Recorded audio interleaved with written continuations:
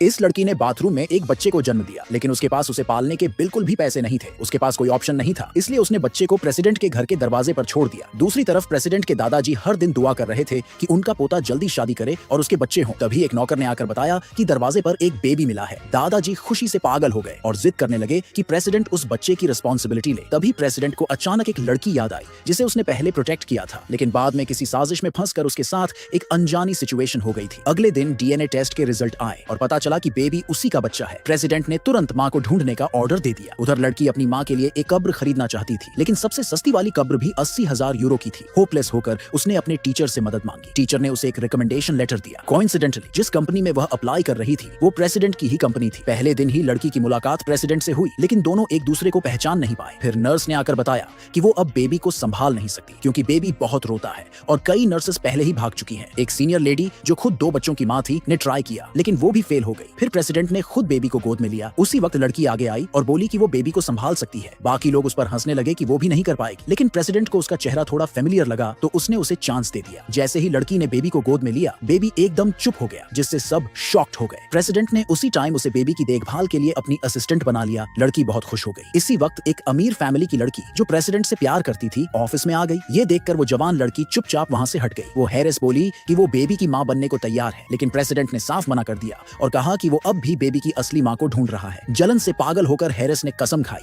कि वो किसी को भी प्रेसिडेंट से दूर नहीं होने देगी। अचानक उसे याद आया कि वही लड़की उस औरत की बेटी है जो एक एक्सीडेंट में मारी गई थी और उस एक्सीडेंट की जिम्मेदार खुद हैरिस थी। उधर लड़की भी उसी इंसान को ढूंढ रही थी जिसने उसकी मां की जान ली थी। अब हैरिस ने ठान लिया कि वो किसी भी हाल में लड़की को सच जानने से रोकेगी। इसी बीच लड़की जब सीढ़ियों से नीचे उतर रही थी, तभी कुछ बॉडीगार्ड्स ने उसे पकड़ लिया और एक कार में ले जाकर बिठा दिया। कुछ देर बाद वह प्रेसिडेंट के घर पहुंच गई। वहां प्रेसिडेंट के दादाजी ने उसका बहुत प्यार से स्वागत किया और उसके बेबी के लिए किए गए प्यार और देखभाल के लिए उसे धन्यवाद कहा। उन्होंने उसे पैसे ऑफर किए और वो चाहते थे कि वो उनके साथ रहे। लड़की पैसे लेने से मना करने वाली थी, तभी दादाजी ने अचानक बीमार होने का नाटक किया, जिससे मजबूर होकर उसे रुकना पड़ा। उसी वक्त हैरिस भी वहां पहुंच गई और लड़की पर इल्जाम लगाने लगी कि वो उसके फियांसे को फंसा रही है। हैरिस के चिल्लाने से बेबी डर गया और जोर जोर से रोने लगा। लड़की ने कहा कि बेबी उसकी तेज आवाज से डर गया है, जिससे हैरिस और ज्यादा गुस्से में आ गई। जब लड़की ने बेबी का माथा छुआ तो उसे पता चला कि उसे बुखार हो गया है। वो तुरंत उसे हॉस्पिटल ले जाना चाहती थी, लेकिन हैरिस ने उसे रोक लिया। उधर प्रेसिडेंट को अभी अभी पता चला था कि बेबी की असली मां वही लड़की है। लड़की ने घुटनों पर बैठकर हैरिस से रिक्वेस्ट की